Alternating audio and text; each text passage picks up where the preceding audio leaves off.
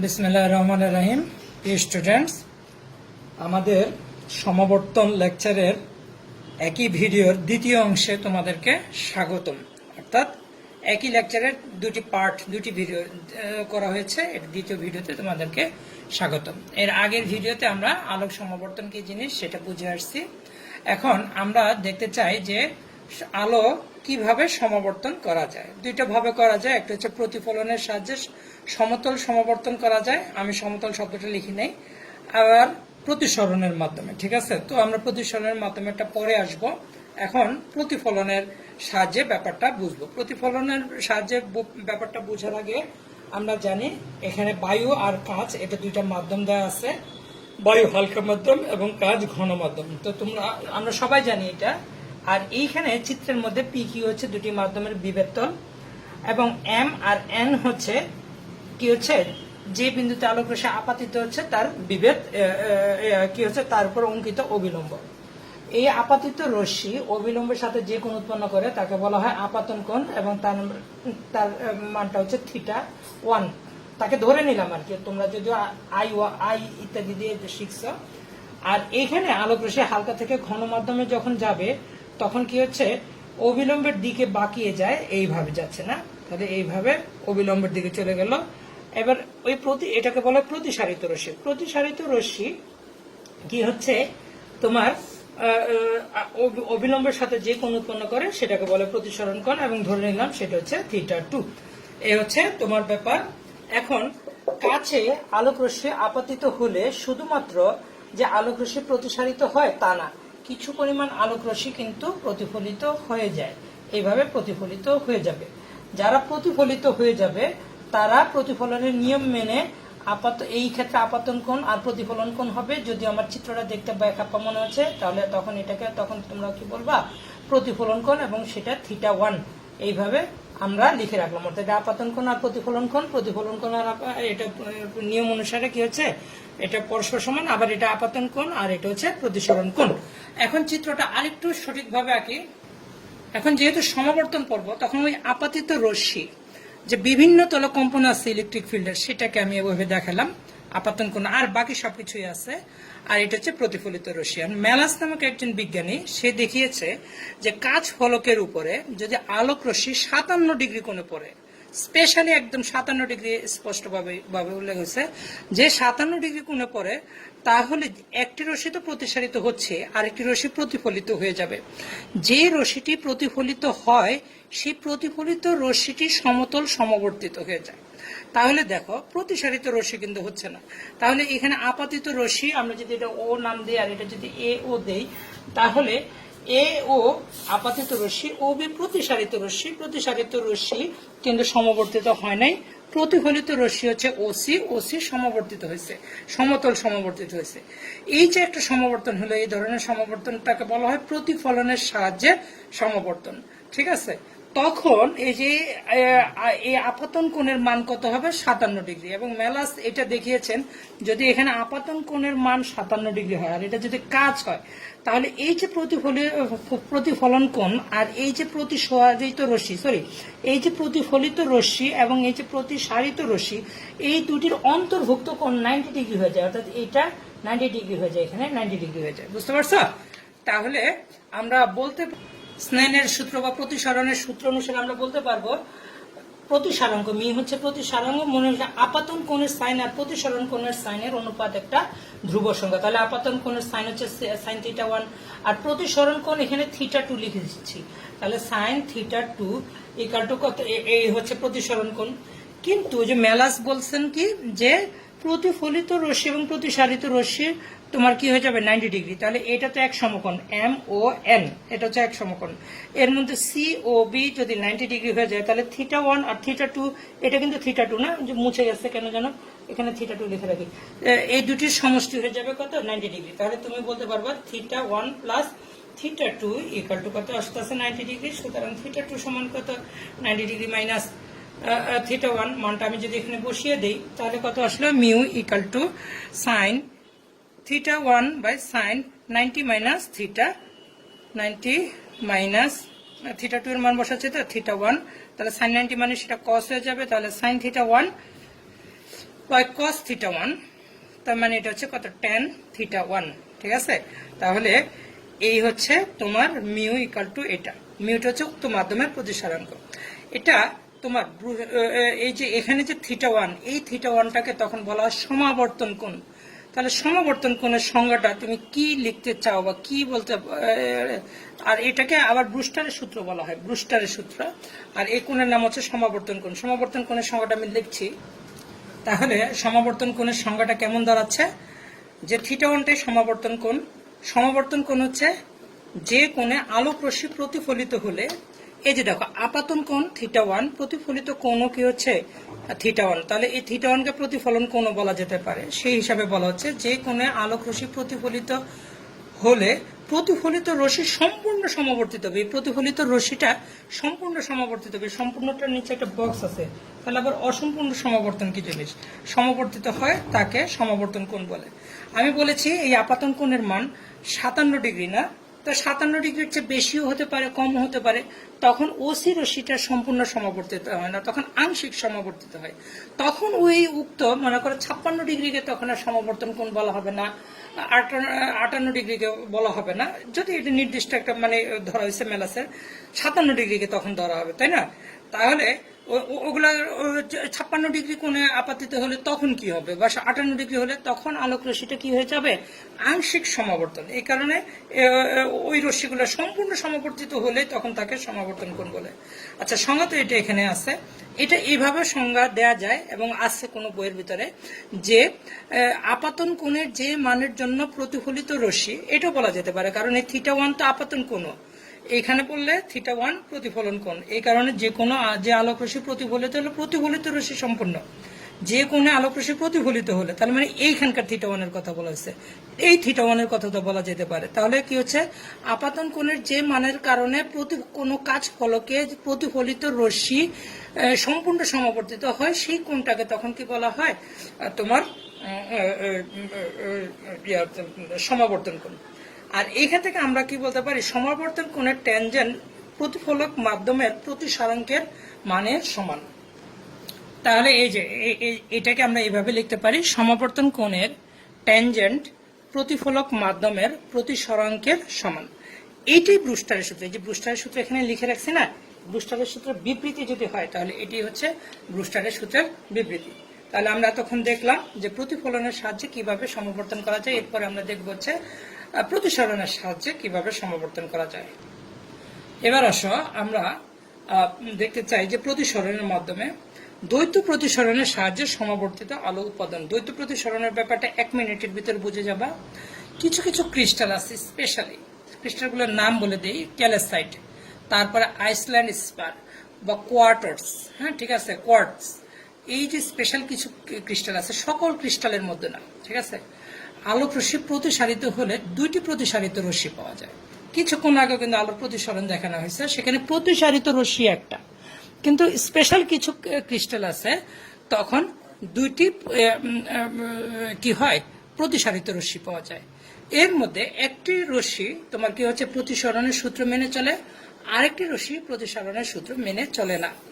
যে রশ্মিটি প্রতিসরণের সূত্র মেনে চলে তাকে বলা হয় সাধারণ রশ্মি, আর যে রশ্মিটা মেনে চলে না তাকে বলা হয় অসাধারণ রশ্মি বা এক্সট্রাঅর্ডিনারি রশ্মি। এখন এই সাধারণ রশ্মি এবং অসাধারণ রশ্মি, 2টি রশ্মি কিন্তু সমতল সমবর্তিত হয়ে যায়। একটি সহজ পরীক্ষার মাধ্যমে আমরা সেটা অনুধাবন করতে পারি। মনে করো এইখানে একটি একটা কালো একটা স্পট আমরা এখানে দিয়ে রাখলাম, ঠিক আছে। এখন তুমি তো ক্যালসাইট চিনো না, আমিও দেখিনি, বা কি জানে আইসল্যান্ড স্পার কি জিনিস সেটাও আপাতত কল্পনা করে নাও যে এই ক্রিস্টালগুলো দেখতে কাঁচ ফলকের মতো, তাহলে তুমি আর আমি দুজনেই বুঝতে ব্যাপারটা পারবো। তাহলে আসো, এটা একটা স্পট এভাবে আমরা রাখলাম, আমরা এখানে একটা কাঁচ ফলক এভাবে স্থাপন করলাম, যেভাবে কাঁচ ফলকের মতো ক্রিস্টাল একটা স্থাপন করলাম, সেটা হচ্ছে ক্যালসাইট। এখানে স্পেশাল নামটা দিয়ে দিলাম, এটা হচ্ছে ক্যালসাইট। ক্যালসাইট শব্দটা করার পরে আর তুমি কাঁচ শব্দটা বলতে পারবা না, তাই তো আমরা ক্যালসাইটের ভিতরে এইভাবে দিয়ে দিলাম। আচ্ছা, প্রথম কথা হচ্ছে এখনো দেই নেই, যদি কাঁচ ফলকটা না থাকে তাহলে তুমি উলম্বভাবে যদি তাকাও তাহলে এইখানে তুমি একটি মাত্র কালো স্পট দেখতে পাবা, কিন্তু যদি ক্যালাসাইটের এই ফলকটা এবার কাজ যতবারই বলছি রিপ্লেস করে নাও সেখানে ক্যালাসাইটের এই ফলকটা যদি দাও তখন তুমি এখানে দুটি স্পট দেখবে, এখানে একটা স্পট তো আগেই আছে, এখন পাশে আরেকটা স্পট তুমি দেখতে পাবে, ঠিক আছে। এখন এটাকে কেন্দ্র করে এটা সেন্টারে ধরে তুমি যদি এইটাকে এইভাবে ঘুরাতে থাকো, ক্যালাসাইটটাকে ঘুরাতে থাকো, তাহলে দেখবা একটি পয়েন্ট কোনো নড়াচড়া হচ্ছে না। একটি কালো স্পটের দুটি তুমি স্পট দেখতে পাচ্ছ, মানে দুইটি প্রতিসারিত রশ্মি হয়ে গেছে। আমি আবার কিছুক্ষণ পরে চিত্র দেখাচ্ছি। এখন একটি কোনো মুভ করবে না, এটাকে যদি এভাবে উলম্ব তলে এভাবে অক্ষের সাপেক্ষে ঘুরাতে থাকো, একটি দেখবে স্থির থাকবে, আরেকটি মুভ করতে থাকবে। যে জিনিসটা স্থির থাকে সেটা হচ্ছে তোমার অর্ডিনারি রশ্মি বা সাধারণ রশ্মি, আর যে জিনিসটা মুভ করতে থাকে সেটাকে বলা এক্সট্রা অর্ডিনারি রশ্মি বা অসাধারণ রশ্মি। তো এগুলোকে সংক্ষেপে আবার ও রশ্মি এবং ই রশ্মি বলা হয়ে থাকে। আর এই দুটি রশ্মি কিন্তু সমতল সমবর্তিত হয়ে গেছে। এখন এটাকে আমি তো উলম্ব তলে দেখিয়েছি, আমরা এটাকে যদি এইভাবে দেখাই, তোমার হাতের বাম দিক থেকে ডান দিকে যে আমার কালো স্পটটা ছিল, সেই কালো স্পটটা এরকম, এই যে ফলকটা তুমি দেখছো এই আলোক রশ্মিতে এইভাবে যাচ্ছিল, এই যে ফলকটা হচ্ছে এরকম, এই ফলকটা এইভাবে আছে। এবার হচ্ছে তুমি কি হচ্ছে ভিউটাকে এই দিক থেকে দিয়ে দেখতেছো, মানে উপর থেকে নিচে, তো এবার তোমার চোখটা এই বরাবর আসছে, তো এই হচ্ছে এটা। এখন তুমি দেখো এই একটি আলোক রশ্মি এইভাবে, অর্থাৎ স্পট তুমি একটা সোজাসুজি দেখবা, ঠিক আছে, এটা হচ্ছে ও রশ্মি।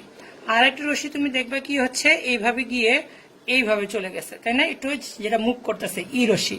তাহলে এটা হচ্ছে প্রতিসরণের সূত্র মেনে চলে। তো তুমি আমার মাথা হচ্ছে যে প্রশ্নটা হচ্ছে প্রতিসরণের সূত্র মেনে চলে স্যার, এটা আপনি কিভাবে বুঝলেন বা কিভাবে বলছেন? প্রতিসরণের সূত্র মেনে চলে আমরা যখন এটাকে ঘুরাচ্ছি, এটা তো একটা অবিলম্ব আপাতন, তুমি তো এই জিনিসটাও লক্ষ্য করছো, একদম উলম্ব তোলে একদম খাড়া নিচের দিকে লক্ষ্য করছো, এটাকে বলে অবিলম্ব আপাতন। অর্থাৎ আপাতন কোণের মান যদি 0 হয়, প্রতিসরণ কোণের মানও তখন কি হয়ে যাবে, 0 হয়ে যাবে, আর এটাকে বলা হয় অবিলম্ব আপাতন, দিক পরিবর্তন হবে না। তাহলে এমনিতে এটা যদি কাজ ফলক দিয়ে দেখো, তাহলে শুধুমাত্র একটি মাত্র রশি দেখবা, ঠিক আছে। তাহলে এটাকে মুভ করলে ওই একটি কালো স্পটই দেখবা, আর অন্য কিছু দেখবা না। কিন্তু এই যে ক্যালাসাইট দেওয়ার কারণে দুটি রশ্মি দেখা যাচ্ছে, একটি মুভ করতেছে। তাহলে অবিলম্ব আপাতন তো এটার ক্ষেত্রে হয়েছে, তার মানে সে প্রতিসরণের সূত্রটা সঠিকভাবে মেনে চলছে, ও কিন্তু প্রতিসরণের সূত্রটা মেনে চলে নাই। কারণ অবিলম্ব আপাতনের ক্ষেত্রে দিক পরিবর্তন হয় না, আলোক রশ্মির অবিলম্ব আপাতন হচ্ছে, এই ক্ষেত্রে দিক পরিবর্তন হওয়ার কথা না, কিন্তু তার দিকটা পরিবর্তন হয়ে গেছে, তার মানে সে প্রতিসরণের সূত্র মেনে চলে না, তাই তাকে এক্সট্রা অর্ডিনারি বা অসাধারণ রশ্মি বলা হয়, আর ওকে বলা হয় সাধারণ রশ্মি, ঠিক আছে। তাহলে এইখানে কি ঘটনাটা ঘটে যায়, এই যে এইভাবে আমরা দেই যে এইভাবে তোমার অসমবর্তিত আলোক রশ্মি আমরা এই ক্রিস্টালটার উপরে আপাতিত করেছি। এবার হবে কি, এই যে দুটি রশ্মি যে সমতল সমবর্তিত হয়ে গেল, তাদের মধ্যে এই একটা রশ্মি মনে করে এইভাবে সমতল সমবর্তিত হয়ে গেছে, তাই তো। তাহলে এই যে দেখছো, তাহলে স্পটটা এটার মধ্যে পাওয়া যাচ্ছে না, অর্ডিনারি না, এটার মধ্যে আর পাওয়া যাচ্ছে না। আর এইখানে আরেকটি রশ্মি সেও সমতল সমবর্তিত হয়ে গেছে, দুটি অক্ষে এইভাবে ভিন্ন ভিন্ন হয়ে গেছে। এখন এটা তুমি হিসাব বুঝে গেছো, এটা জেড অক্ষে কম্পিত হচ্ছে আর এটা ওয়াই অক্ষে কম্পিত হচ্ছে, পূর্বের ঘোষণা অনুযায়ী ভিডিওর প্রথম অংশ অনুযায়ী। এটার কিন্তু আবার নির্দিষ্ট নিয়ম নাই, এমনও হতে পারে এটা এই কম্পনটা ওয়াই অক্ষে হচ্ছে, এই কম্পনটা জেড অক্ষে হচ্ছে। অর্থাৎ কোন স্টুডেন্ট এই তীর চিহ্নগুলো এটা ও রশ্মির মধ্যে আর স্পটগুলো যদি ই রশ্মির মধ্যে দেয়, তাতেও একই ঘটনা ঘটবে, তাই তো। তাহলে তোমরা বইটা খুললে দেখবে যে দ্বৈত প্রতিসরণের ক্ষেত্রে যে রশ্মি প্রতিসরণের সূত্র মানে তাকে সাধারণ বা ও রশ্মি বা অর্ডিনারি রশ্মি বলে, আর যেটি মানে না তাকে অসাধারণ রশ্মি বা এক্সট্রা অর্ডিনারি বা ই রশ্মিও বলা হয়ে থাকে, ঠিক আছে। তো আর এটার ক্ষেত্রে খেয়াল রাখবে যে এখানে স্পষ্টভাবে উল্লেখ আছে, সকল ক্যালাসের ক্ষেত্রে এটা সম্ভব না। ক্যালাসাইট, তারপরে কোয়ার্টার্স, তারপরে আরো আছে হচ্ছে আইসল্যান্ড স্পার। তো এখনকার আলোচনার বিষয় হচ্ছে মেলাসের সূত্র, ঠিক আছে। আমরা এতক্ষণ পর্যন্ত একদম শুরু থেকে আমরা দেখেছি অসমবর্তিত আলোক রশ্মি কিভাবে সমাবর্তন করা যায়। তো আমরা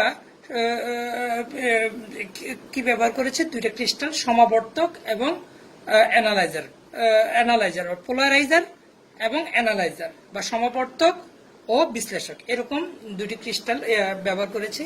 পূর্বে T1 আর T2 টুরমালিন ক্যালাস ছিল, আর আমি যেহেতু সাজান তপন স্যারের বইটাকে ফলো করে পড়াচ্ছি এই পড়াটা, আর এখানে তোমার পোলারয়েড নামক আরেকটা জিনিস এখানে দেওয়া হয়েছে। পোলারয়েড জিনিসটা কি, সেটা একটা ক্রিস্টাল। সেই ক্রিস্টালের নাম আমরা অনেক কঠিন দেখে আমরা লিখে দিয়েছি যে নাইট্রোসেলুলোজের পাতে প্রথিত কুইনাইন আইডোসালফেট ক্যালাস।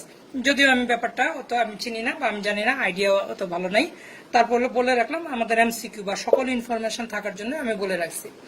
এখন ওই সময়বর্তক তোমরা তো এই যে যদি বইয়ের ভিতরে এটা আছে, আমি T1 আর T2 দ্বারা বুঝাই যে আমরা জানি টুরমালিন ক্যালাসের এই যে বৃহত্তম যে অক্ষটা আছে সেটাকে আমরা কি বলতে পারি, সমাবর্তন অক্ষ না, সমাবর্তন অক্ষ। তাহলে দুইটাই প্রথমে কি থাকে, তোমার ক্যালাসের জেড অক্ষের সমান্তরালে থাকে, পরে T2 ক্যালাসটাকে ঘুরানো হয়। তাহলে অ্যানালাইজার এটা হচ্ছে সমাবর্তক আর এটা হচ্ছে বিশ্লেষক। এই দুটির অক্ষের মধ্যে একটা কোণের সৃষ্টি হয়, কৌণিক ব্যবধান সৃষ্টি হয়। তো দেখো যে মনে করো এই যে আমি প্রথমে এই কলমটা মনে করো একটা চির কল্পনা করো বা এই অক্ষটা কল্পনা করো, কিংবা এই পোলারয়েডের ক্ষেত্রে এটা পোলারয়েডের আর এটা টুরমালিন ক্যালাসের, যেটি কল্পনা করো এইটা কল্পনা করতে পারো। এই হচ্ছে প্রথমটা T1 এর জন্য বা পি এর জন্য, পি পোলারয়েডের জন্য। ঠিক তার সমান্তরালে এইভাবে কি ছিল, তোমার T2টা ছিল। এখন বা এখানে কিউ পোলারয়েড ছিল। এখন আমাদের কি হচ্ছে, আমরা তো এই লাল কলম বা T2 ক্যালাসটাকে ঘুরাই। তাহলে এই যে এইভাবে ঘুরালে পরে এই যে দেখো এই যে সামান্য একটা কৌণিক অবস্থান সৃষ্টি হয়েছে, দুটির মধ্যে একটা অন্তর্ভুক্ত কোণ সৃষ্টি হয়ে গেছে, সেটা হচ্ছে থিটা। তো সেই জিনিসটা এইখানে বোঝানোর জন্য যে এইটার T1টা আমরা আবার এইখানে স্থাপন করে দিলাম। স্থাপন করে দিলে যে থিটাটা আমরা বুঝতে পারলাম, বা এইখানে আমরা স্থাপন করে দিলাম, তাহলে এই থিটাটা বুঝতে পারলাম। আচ্ছা, এইবার আলোক রশ্মিটা, এই যে তুমি আলোর বিস্তার যদি হয় এ, তাহলে এ বিস্তারের সম্পূর্ণ আলো কিন্তু তুমি আর চোখে দেখবে না, ঠিক না? কারণ বিস্তারের তখন এই যে এক বাহুর উপর অপর বাহুর উপাংশটা, এই যে এই কালো কলমের উপরে যে বিস্তারটা আছে এটা সম্পূর্ণ এ পাওয়া যাচ্ছে, কিন্তু লাল কলমটা যখন এইভাবে আসছে একটা কৌণিক অবস্থানে, তাহলে এ সম্পূর্ণ বিস্তার এই লাল কলমের উপরে আসে নাই। তাহলে কতটুকু আসছে লাল কলমের উপরে, এক বাহুর উপর অপর বাহুর উপাংশটা কত, কস ফাংশন। তাহলে এখানে আসছে কত, এ কস থিটা। এখানে যদি এ বিস্তার থাকে এখানে আসবে কত, এ কস থিটা। তাহলে তুমি যে তীব্রতাটা পাবা, আমরা জানি তীব্রতা সমান কি হচ্ছে বিস্তারের বর্গের সমানুপাতিক। তাহলে তুমি যে চোখে দেখবা সেটা হচ্ছে তোমার বিস্তার এখন পাওয়া যাচ্ছে, এটা কৌণিক অবস্থানে যদি থাকে তাহলে এ কস থিটা এর বর্গের সমানুপাতিক। সমানুপাতিক চিহ্ন উঠিয়ে দিলে কি ধ্রুবক দিতে হয়, স্কয়ার কস স্কয়ার থিটা। এখন আসো আমি কে এর মানটা কত হয় সেটা আমি দেখি। এখন কস থিটার মান সর্বোচ্চ হলে আই এর মানটা কে এ স্কয়ার হয়ে যায়, তাই না? তখন এ কে স্কয়ারের মানটা আমরা জানি যে I is proportional to A square. এমনিতে নর্মালি কোনো যদি কৌণিক অবস্থান থাকে না থাকে তাহলে সমানুপাতিক চিহ্ন দিয়ে দিলে কত আসবে, কে এ স্কয়ার। এইখানেও আই এখানেও আই, একটা ঝামেলা লাগবে, তাই এটাকে মূল যে তীব্রতাটা বিস্তার সেটা আই নট দ্বারা সূচিত করলাম।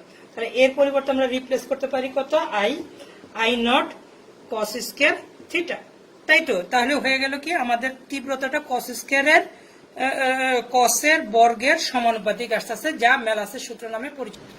তাহলে বিবৃতি আকারে যদি আমরা বলি ব্যাপারটা, যে সমবর্তিত আলোক বিশ্লেষকের মধ্যে দিয়ে যাওয়ার সময়, এই যে এইটার ভিতর দিয়ে যাওয়ার সময় প্রথমে তো সমবর্তকের ভিতর দিয়ে গেছে, তারপর বিশ্লেষকের ভিতর দিয়ে যাওয়ার ফলে এই যে এইখানে যে আমি যে আলোর যে তীব্রতাটা চোখে দেখি সেই তীব্রতা সম্পর্কে বলা হচ্ছে তীব্রতাটা সমবর্তক ও বিশ্লেষকের এই দুইটারই সমবর্তন যে অক্ষ আছে, অর্থাৎ এইখানে যে অক্ষটা আছে সেটাকে বলে সমবর্তন অক্ষ। এই অক্ষের অন্তর্ভুক্ত কোণের অক্ষদের কোণের কোসাইনের বর্গের সমানুপাতিক। তাহলে কোসাইনের বর্গের সমানুপাতিক হওয়ার কারণে তীব্রতাটা এটা বর্গের সমানুপাতিক হওয়ার কারণে তোমার কেসে কসের কোনো মানের কারণে নেগেটিভ মান আসবে না, সবসময় পজিটিভ মান আসবে, তাই তো? এবং তাই তো হওয়ার কথা। মনে করো এইভাবে ইয়াটা ছিল, প্রথমে তো পোলারাইজার থাকে, এটা পোলারাইজার কালো, আর এটা হচ্ছে অ্যানালাইজার, ঠিক আছে? এখন তুমি যে আলোটা দেখবা, তীব্র আলো দেখবা, তারপরে এখন আস্তে আস্তে আস্তে আস্তে কি হচ্ছে, আলোর তীব্রতাটা কমতে থাকবে। এইখানে গেলে তুমি অন্ধকার দেখবা, কোনো আলো দেখবা না, তাই তো? তারপরে আবার যখন এইভাবে ঘুরাতে থাকবা, তখন T2টাকে ঘুরাতে থাকলে তখন আলোক তীব্রতা বাড়তে থাকবে। এই পজিশনে আসলে আবার হাইস্ট, তার মানে জিরোতে হাইস্ট তুমি ছিলা, তারপরে 90 ডিগ্রিতে গেলে কি হচ্ছে তোমার 0, তারপরে আবার 180 ডিগ্রিতে গেলে তুমি আবার হাইস্ট পজিশন দেখবে, আবার 270 ডিগ্রিতে 0, 360 ডিগ্রিতে হাইস্ট। তাহলে এইভাবে যখন ঘুরাতে থাকবে তাহলে তুমি চোখে কি দেখবা, তীব্র আলো অন্ধকার, তীব্র আলো অন্ধকার। তাহলে এটার এমন কোনো দিক থাকবে না, পজিটিভ দিক নেগেটিভ দিক থাকবে না, এবং না থাকলে তখন কি হচ্ছে এই যে কসের ফাংশনটা তোমার কি হচ্ছে স্কোয়ার থাকার কারণে এই ঘটনাটা ঘটছে। তাহলে আমরা এটা লেখচিত্রের মাধ্যমে যদি দেখি তাহলে কেমন দেখা যেতে পারে। তাহলে এটা হচ্ছে অ্যাঙ্গেল, আমরা শুধুমাত্র একটি রোটেশনই দেখাবো 360 ডিগ্রির ভিতরে, তাহলে আমাদের বাকিগুলো আমরা বুঝতে পারবো। ঠিক আছে, যখন এই যে এই দুটির অন্তর্ভুক্ত কোণ একেবারে এইভাবে ছিল 0 অ্যাঙ্গেল, ঠিক আছে, তখন কি করছে, তুমি সর্বোচ্চ আলোটা দেখছো, তার মানে তীব্রতার মানটা তখন সর্বোচ্চ হয়েছে। 90 ডিগ্রি হওয়ার সময় কি হয়েছে, তীব্রতাটা ধীরে ধীরে কমতে গিয়ে 90 ডিগ্রি থেকে 0 হয়ে গেছে, আবার 180 ডিগ্রিতে সর্বোচ্চ হয়ে গেছে, সর্বোচ্চ হয়ে যাওয়ার পরে 270 ডিগ্রিতে আবার 0 হয়ে গেছে না, তারপর আবার 360 ডিগ্রিতে কি হয়ে গেছে, সর্বোচ্চ হয়ে গেছে। অর্থাৎ এখানে তোমার নেগেটিভের কোনো ব্যাপার না, সর্বোচ্চ আলো অন্ধকার, সর্বোচ্চ আলো অন্ধকার, এই পজিশন। এবং কস ফাংশনের সাথে এটা ম্যাথমেটিক্যালি গ্রাফ দুইটাই একসাথে মিলে যাচ্ছে। তো আসো আমরা দুই একটা অনুধাবনমূলক প্রশ্ন উত্তর দেখি। আসো আমরা প্রথম যে অনুধাবনমূলক প্রশ্নটা পড়ব সেটা সেটা হচ্ছে আলো কি ধরনের তরঙ্গ ব্যাখ্যা করো। এইভাবে আগেই লিখে রাখছি এবং তাড়াহুড়া করছি, তার একটা কারণ হচ্ছে ভিডিওর সাইজ, এবং আজকে একই লেকচার এটা শেষ করতে চাই, এটি হচ্ছে সমস্যাটা। তো আলো কি ধরনের তরঙ্গ, আমি 2 লাইন করে লিখেছি, 2 একটা আনসার। তো তোমরা এই 2 লাইন লিখলেই আমার কাছে মনে হয় যে এনাফ। আমরা জানি অনুপ্রস্থ তরঙ্গের সমাবর্তন হয়, যেহেতু আলোক তরঙ্গের সমাবর্তন হয় সেহেতু আলো অনুপ্রস্থ তরঙ্গ। যত কথা আছে সকল কথা বলা হয়ে গেছে, এবং তুমি এখানে পূর্ণ মার্কসই পাবা, আলো কি ধরনের তরঙ্গ ব্যাখ্যা হয়ে গেছে। আর ফার্স্ট ইয়ারে যারা পড়ছিলা তরঙ্গের যখন অনুদৈর্ঘ্য এবং অনুপ্রস্থ তরঙ্গের পার্থক্য যখন পড়েছিল, তখন তোমরা আমাকে বারবার বলেছিলা যে স্যার এখানে লেখা আছে তরঙ্গ চ্যাপ্টারে, স্যার এখানে পার্থক্যের ভিতরে লেখা আছে অনুপ্রস্থ তরঙ্গের সমাবর্তন হয় এবং অনুদৈর্ঘ্য তরঙ্গের সমাবর্তন হয় না, জিনিসটা কি আশা রাখি আজকে এটা বুঝতে পারছো। আচ্ছা, শব্দ তরঙ্গের সমাবর্তন হয় না কেন, এটা বরিশাল বোর্ড 2017 সালে আসছে। তাহলে আমরা আনসারটা দেখি। আমরা শব্দ তরঙ্গের, আমরা জানি, শব্দটা উঠে নেই, তোমরা একটু কষ্ট করে লিখে নেবে। আমরা জানি শব্দ তরঙ্গ অনুদৈর্ঘ্য তরঙ্গ, এটা আমরা জানি। অনুদৈর্ঘ্য তরঙ্গের সমাবর্তন হয় না, তাই শব্দ তরঙ্গের সমাবর্তন হবে না। এটা আনসারটা অত ভালো না হলেও এইটাই লিখবা, আমি মনে করি যে তাতে তোমার জন্য সহজ হবে এবং তুমি পূর্ণ মার্কসই পাবা আশা রাখি। তারপরের যে প্রশ্নটা আছে সেটা হচ্ছে সূর্যের আলো কি সমাবর্তিত? উত্তর হবে না, কারণ সূর্য থেকে আগত আলোক তরঙ্গের সকল তলে সমানভাবে কম্পন থাকে বিধায় সূর্যের আলো অসমাবর্তিত। ঠিক আছে, আমি একটি প্রশ্ন তোমাদেরকে দিয়ে যাচ্ছি, তোমরা আনসারটা দিবা। কিভাবে বুঝবে শব্দ অনুদৈর্ঘ্য তরঙ্গ? এটা সমাবর্তনের আলোকে তুমি লেখার চেষ্টা করবে। আচ্ছা, আমি আনসারটা বলে দিই। যেহেতু শব্দ তরঙ্গের সমাবর্তন হয় না, সেহেতু আমরা বলতে পারি শব্দ তরঙ্গ অনুদৈর্ঘ্য তরঙ্গ। এরপর আমরা দেখতে চাই যে প্রশ্নটা করব সেটা হচ্ছে কাচের সমাবর্তন কোণ 57 ডিগ্রি বলতে কি বোঝায়, এই আনসারটা খোঁজার চেষ্টা করি। ঠিক আছে, এটা দিনাজপুর বোর্ড 2016 সালে এসেছিল, মাদ্রাসা বোর্ড পড়তে 2019 সালে আসছে, তাই তো।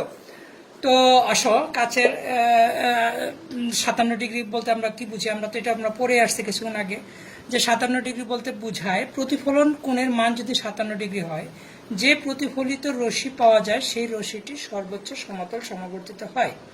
কিংবা এইভাবেও বলতে পারো, বলতে বোঝায় আপাতন কোণের যে মানের জন্য আপাতন কোণের মান 57 ডিগ্রি হলে, প্রতিফলন কোণ না বলে আপাতন হলে প্রতিফলিত যে রশ্মি পাওয়া যায় সেটি সর্বোচ্চ সমতল সমাবর্তিত হয়। কারণ আপাতন কোণ ইকুয়াল টু প্রতিফলন কোণ, তো তাই তুমি দুইটাকে একটাকে ব্যবহার করতে পারো, এবং বইয়ের ভিতরে আছে। আচ্ছা, এইটা কিন্তু আসলে ওইভাবে প্রশ্ন না, তারপরে ইনফরমেশন দেওয়ার জন্যই আমি আবারও এটাকে সাজিয়ে আবার লিখলাম যে কোন কোন ঘটনা দ্বারা আমরা বুঝতে পারি আলো এক প্রকার তরঙ্গ। তাহলে হাইগেন আলোকে তরঙ্গ বলেছে, এবং হাইগেন যে নীতিটা দিয়েছে তা অনুসারে ব্যতিচার ও অপবর্তন এই দুটি ঘটনা প্রমাণিত হয়। ঠিক আছে, তাহলে ব্যতিচার ও অপবর্তন এই দুটি ঘটনা দ্বারা প্রমাণিত হয় আলো তরঙ্গধর্মী। ব্যতিচার কিন্তু শব্দেরও হয়, তারপর পানি তরঙ্গেরও হয়, অপবর্তনও শব্দের হয়, পানি তরঙ্গের হয়। তার মানে তরঙ্গের ব্যতিচার হয়, অপবর্তন হয়, আলোরও যেহেতু ব্যতিচার অপবর্তন হয়, তাই আমরা ধরে নিলাম যে আলোটা বা প্রমাণ হলো যে আলোটা তরঙ্গধর্মী। কিন্তু এটা প্রমাণ হলো না যে আলোটা অনুদৈর্ঘ্য তরঙ্গ নাকি অনুপ্রস্থ তরঙ্গ। তার মানে হাইগেন কিন্তু আলো অনুদৈর্ঘ্য তরঙ্গ নাকি অনুপ্রস্থ তরঙ্গ এটা ব্যাখ্যা করতে পারে নাই, অর্থাৎ আলোক সমাবর্তন ব্যাখ্যা করতে হাইগেন পারে নাই। তাহলে সমাবর্তনের ঘটনার মাধ্যমে আমরা বুঝতে পারি আলো অনুপ্রস্থ তরঙ্গ, যেটা ম্যাক্সওয়েল যে প্রস্তাবটা দিয়েছে সেই প্রস্তাব অনুসারে এই ব্যাখ্যাটা, সমাবর্তনের ব্যাখ্যাটা পাওয়া যায়। এরপর আমরা আরো দুইটা বা তিনটি গাণিতিক সমস্যা বসলে করব, তারপরে আমাদের ভিডিওটা ক্লোজ হবে, ভৌত আলোক বিজ্ঞান চ্যাপ্টারটা শেষ হয়ে যাবে। এবং তোমরা যদি এই চ্যাপ্টারটার উপরে এর আগেও বলা হয়েছে প্রথম ভিডিওতে, দ্বিতীয় ভিডিওতে বললাম, যদি পরীক্ষা দিতে ইন্টারেস্টেড হও তাহলে আমাকে কমেন্টে জানাও। কমেন্টে কিছু তোমার গ্রেডিং এর ও সমাবর্তন বিষয়ক গাণিতিক সমস্যা থাকবে, এই সমস্যাগুলি সমাধান করে রিপ্লাই অংশে দিলে ভালো হয়। আর এই সকল গাণিতিক সমস্যাগুলি আমি বিভিন্ন বইয়ের উদাহরণ থেকে সংগ্রহ করেছি, এটা আমার নিজস্ব কোনো অঙ্ক না, কোনোটাই অঙ্ক না, সবকটাই নিজে বিভিন্ন বই থেকে সংগ্রহ করা। তোমরা ওই বিভিন্ন বইয়ের ওই হিসাবে বইয়ের উদাহরণে গেলেও তোমরা পেয়ে যাবা, ঠিক আছে? আচ্ছা, তারপরে আমি 2-1টা অঙ্ক করে দিব, আর তারপরে আমি বিদায় নিব এই চ্যাপ্টার থেকে। তাহলে প্রথম যে গাণিতিক সমস্যা সমাধান করতে আসতেছি সেটা হচ্ছে, কাছে একটি নির্দিষ্ট বর্ণের আলোর সংকট কোণের মান হচ্ছে 40 ডিগ্রি, সমাবর্তন ও প্রতিসারক কোণের মান কত সেটা তুমি নির্ণয় করবে। আচ্ছা ঠিক আছে, ভালো কথা, সমাবর্তক ও প্রতিসারক কোণের মান কত সেটা আমরা নির্ণয় করব। আমরা এই তো কিছুক্ষণ আগে সেটা শিখলাম, ব্রুস্টার কোণ এইভাবে যায়, এই যে এইভাবে, এটা হচ্ছে প্রতিসারক কোণ আর এটা হচ্ছে আপাতন কোণ। এই কোণটাই তখন সমাবর্তক কোণ হয়ে যায় বা এটাও সমাবর্তন কোণ হয়ে যায়, যে কোনো এটা। এগুলা মেইন কথা হচ্ছে যে এইখানে প্রশ্নটার ভিতরে কি হচ্ছে, এই যে সংকট কোণের মানটা দিয়ে আসলে প্রতিসারাঙ্কের মান তোমাকে বের করতে বলছে, অর্থাৎ ডাইরেক্ট প্রতিসারাঙ্কের মানটা না দিয়ে ওইভাবে ইনডাইরেক্ট দেওয়া হয়েছে। কারণ আমরা জানি 9-10 থাকতে শিখছি প্রতিসারাঙ্কে mu equal two 1/sin θc। এখন এখানে θc এর মান যদি তুমি 40 ডিগ্রি বসিয়ে দাও তাহলে তুমি প্রতিসারাঙ্কের মানটা তুমি পেয়ে যাবে, এবং সেই প্রতিসারাঙ্কের মানটা 1.56 চলে আসে ক্যালকুলেটরে চাপে। তাহলে আমাদের কাজ একটা হয়ে গেল। আর তুমি কিছুক্ষণ আগে শিখছো যে ব্রুস্টার কোণ tan θ1, এই θ1টা ছিল আমরা θ1 ছিল ইকুয়াল টু মিউ ছিল, আর θ1টা ছিল তোমার সমাবর্তন কোণ, তাই না? তাহলে থিটা হচ্ছে ইকুয়াল টু মিউ। এবার এখান থেকে তুমি θ1 এর মানটা বের করবে, tan ইনভার্স মিউ। এই তো মিউর মানটা তুমি এখান থেকে পেয়ে গেছো, মানটা যদি বসাও তাহলে tan ইনভার্স বা θ1 এর মানটা আমরা ক্যালকুলেটর চাপ দিই, tan ইনভার্স এর মানটা কত আসবে? 57 ডিগ্রি 3 মিনিট, এটা 57 ডিগ্রি 3 মিনিট।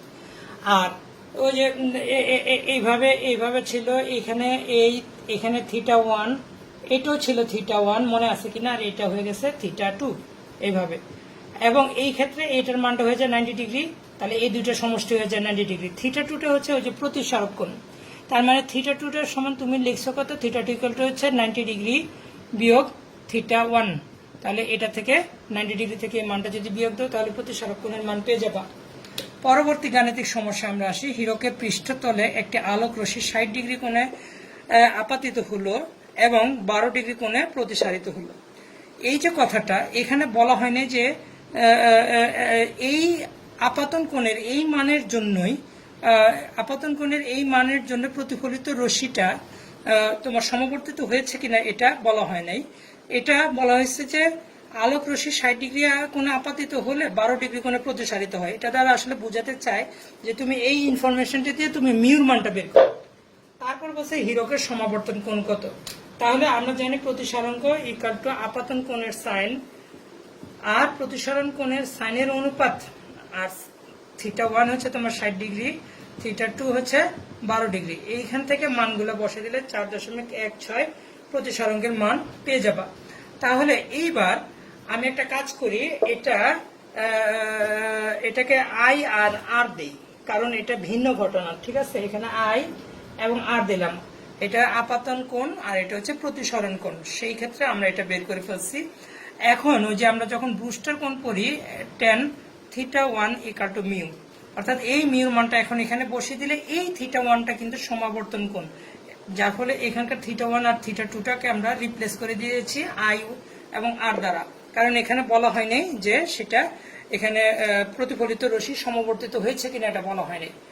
নেক্সট, আচ্ছা এখন যে গাণিতিক সমস্যাটা করব সেটা এইটা, প্রথমে এটা করব। এটা আমরা গিয়াসউদ্দিন স্যারের বই থেকে নিয়েছি, ঠিক আছে। দুটি সমাবর্তক ফালিকে এমনভাবে রাখা হলো যেন দ্বিতীয়টির আলোককক্ষ প্রথমটির আলোককক্ষের সাথে 60 ডিগ্রি কোণে থাকে। কোনো অসমবর্তিত আলোক এই সজ্জার এক প্রান্ত দিয়ে পাঠালে অপর প্রান্তের যে আলো দেখা যাবে তার তীব্রতা অসমবর্তিত আলোর তীব্রতার কত গুণ হবে। অর্থাৎ এই সেই ঘটনাটা, এটা একটা সমান্তরাল সমাবর্তক ফালি, পরের সমাবর্তক, এটার অক্ষটা হচ্ছে এটা, আর পরের সমাবর্তক ফালি এই যে প্রথমটার সাথে বলতেছে 60 ডিগ্রি কোণে থাকবে, অর্থাৎ এইটা। তাহলে এই দুইটার অন্তর্ভুক্ত কোণ কত? 60 ডিগ্রি। এই কথাটা বলতেছে যে দ্বিতীয়টির আলোককক্ষ প্রথমটির আলোককক্ষের সাথে 60 ডিগ্রি কোণে থাকে। তাহলে এইখানে যে তুমি আলো তীব্রতাটা দেখবা সেটা এইখানকার যে অসমবর্তিত একটা আলো ছিল, এই অসমবর্তিত আলোর কত গুণ তুমি দেখতে পাবো। তো খুব সহজ হিসাব আমরা জানি হচ্ছে অসমবর্তিত আলোক তীব্রতা হচ্ছে আই নট, মূল যে তীব্রতাটা I equal to I naught cos square theta. এখন এই বইটার ভিতরে আবার এখানে স্কয়ার দেয় না, ফলে ওদের রেজাল্ট আমার সাথে মিলবে না। আমরা জানি এটা হচ্ছে 60 ডিগ্রি। তাহলে এবার মানটা যদি বসে দেখ, কস থিটার মান কত, বা I divided by I naught equal to cos 60 degree, এটার উপর হোল স্কয়ার, কস 60 মান হচ্ছে হাফ, স্কয়ার করে দিলে 1/4, এটাকে করলে 0.25, সুতরাং কি হচ্ছে I equal two 0.25 I not, অর্থাৎ মূল তীব্রতার কত 4/1 বা 0.25 গুণ হয়ে যাবে। আশা রাখি বুঝতে পারছো। রেজাল্টের সাথে ওদের রেজাল্ট, বইয়ের রেজাল্ট আর আমার রেজাল্টে একটু ডিফারেন্স থাকবে। এরপরের যে প্রশ্নটা সেটা একটু সমস্যা হয়ে গেছে, এটা আমি নাসিরউদ্দিন প্রামাণিক স্যারের বই থেকে নিয়েছি। তো এখন উঠানোর সময় হঠাৎ গিয়ে দেখলাম যে আমার কাছে কেমন যেন প্রশ্নটা ভালো লাগলো না অতটা, তাই হলে আমি ওদের আনসার অনুযায়ী প্রশ্নটাকে আমি আবার সাজিয়ে নিছি। যদি তোমাদের কারো এখানে অবজেকশন থাকে তাহলে আমাকে কমেন্টে জানাবা। দুটি বিশ্লেষক ফালিকে আমি এইভাবে লিখছি, কারণ হচ্ছে এই যে সমাবর্তক ফালি যেইভাবেই রাখো না কেন, ওরা বলছে সমাবর্তক ফালিকে এমন ভাবে রাখা হয়ে গেছে যেন প্রথমটি উলম্বের সাথে 45 ডিগ্রি কোণে। তাহলে এটা সমাবর্তক ফালি যদি প্রথমটা হয়, তার যদি উলম্বের সাথে 45 ডিগ্রি, যে আলোক রশ্মিটা পাওয়া যাবে সেটাও কিন্তু, কারণ অসমবর্তিত সকল দলের কম্পমান আছে, সেটাও কিন্তু ওই তীব্রতাটা ইয়া থাকবে, বুঝতে পারছো? মানে তীব্রতাটার পরিবর্তনটা এরপরেরটার সাথে গিয়ে আমরা চেঞ্জটা লক্ষ্য করতে পারবো। আশা রাখি বুঝতে পারছো। তাই আমি যেটা করলাম, পাকামো করলাম আর কি, যে প্রথমটা এটা যাবে, সেটার তীব্রতাটা এমন হবে। তো প্রথমটার সাথে কি করছি আমি, যে প্রথমটা উলম্ব তলের সাথে 45 ডিগ্রি কোণে, এইবার এখানে 45 ডিগ্রি কোণে দিলাম। তাহলে এইখান থেকে আলোটা আবার আরেকটা তীব্রতা নিয়ে এখানে বের হয়ে আসলো, ঠিক আছে। সেকেন্ড টাইম আমি আরো একটি অ্যানালাইজার ব্যবহার করলাম। এই সেকেন্ড অ্যানালাইজারটা আবার প্রথম এই যে অক্ষটা আছে এইটার সাথে আবার কত ডিগ্রি কোণে রাখা আছে, 60 ডিগ্রি কোণে রাখা আছে। তাতে আমাদের আলোক তীব্রতার কত হয় সেটা আমরা বের করব। সেটা আমি এইভাবে অঙ্কটা করার চেষ্টা করব। তাহলে প্রথমে যে অসমবর্তিত আলো, এই প্রথম অসমবর্তিত আলোটা কি হচ্ছে, আমি ধরে নিলাম যে প্রথম অসমবর্তিত আলোর তীব্রতা হচ্ছে আই নট, আর সে 45 ডিগ্রি কোণে যাচ্ছে। তাহলে 45 ডিগ্রি কোণে গিয়ে এইখানে আসতেছে, এই তো, তারপর আবার এটার মধ্যে দিয়ে যাবে। তাহলে 45 ডিগ্রি কোণে গিয়ে I1 তীব্রতাটা লাভ করলাম। তাহলে I1 তীব্রতাটা সমান হবে কত, I naught cos square theta 1, অর্থাৎ এই থিটা 1 হচ্ছে 45 ডিগ্রি। আচ্ছা গেল। এইবার এখানে তো I1 হয়ে গেল, এখানে ছিল আই নট, এখানে হয়ে গেল I1। সেই I1টা আবার দ্বিতীয় অ্যানালাইজারের মধ্যে দিয়ে গেল, তাহলে সেইখানে তীব্রতাটা পেয়ে গেল I2। সেই I2টা কিন্তু পেয়ে গেছে I1 তীব্রতার আলো, তাহলে সে পাবে I1 cos স্কয়ার থিটা 2, তাই তো। তাহলে এবার ফাইনালি I2 সমান কত আসতেছে, I2 ইকাল টু কত আসতেছে, মানটা যদি বসে দেই আই নট I1, এই যে I1 এর মানটা বসে দিলে কত, I not cos square theta 1 cos square theta 2।